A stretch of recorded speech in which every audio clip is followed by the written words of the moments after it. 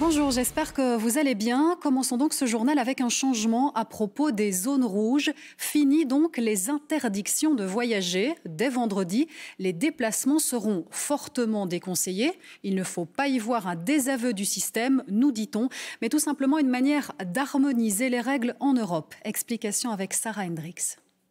Prendre sa valise, direction une zone rouge, ce ne sera plus interdit dès vendredi, mais cela restera strictement déconseillé. Concrètement, même pour un déplacement non essentiel, vous pourrez vous rendre en dehors de l'espace Schengen ou dans les nombreuses zones rouges à l'intérieur de l'Europe, sans risquer une amende ou une peine de prison comme actuellement. Par contre, à votre retour, la quatorzaine et le dépistage restent obligatoires. La Belgique était en fait le dernier pays européen à appliquer des sanctions. Pour les affaires étrangères, cette décision permet donc de s'aligner sur nos voisins, mais pas seulement. Il y a eu toute une série de règles de déconfinement progressif, les restaurants, les cafés, les parcs d'attractions. Et bien, par exemple, ici, c'est un peu la même chose. On va vers un système où on responsabilise davantage finalement les individus.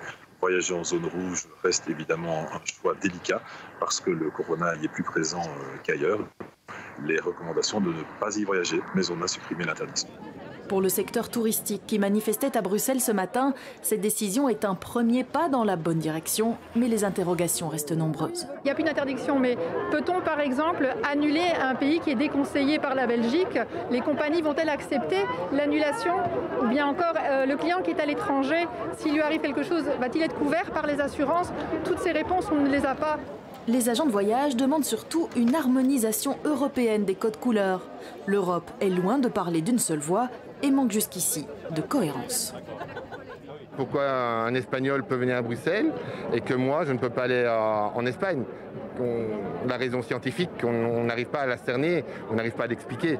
Pourquoi je peux décoller de Luxembourg pour aller à Djerba, mais je ne peux pas décoller de Bruxelles pour aller à Djerba? Voilà. Est-ce que le luxembourgeois n'a pas le même système immunitaire que le belge? On se demande quoi. Rappelons enfin que certains pays classés rouges pour la Belgique ont eux-mêmes décidé de fermer leurs frontières à certains ressortissants. Même si ce n'est plus interdit, il vous sera par exemple très difficile d'entrer en Finlande, au Danemark ou en Hongrie.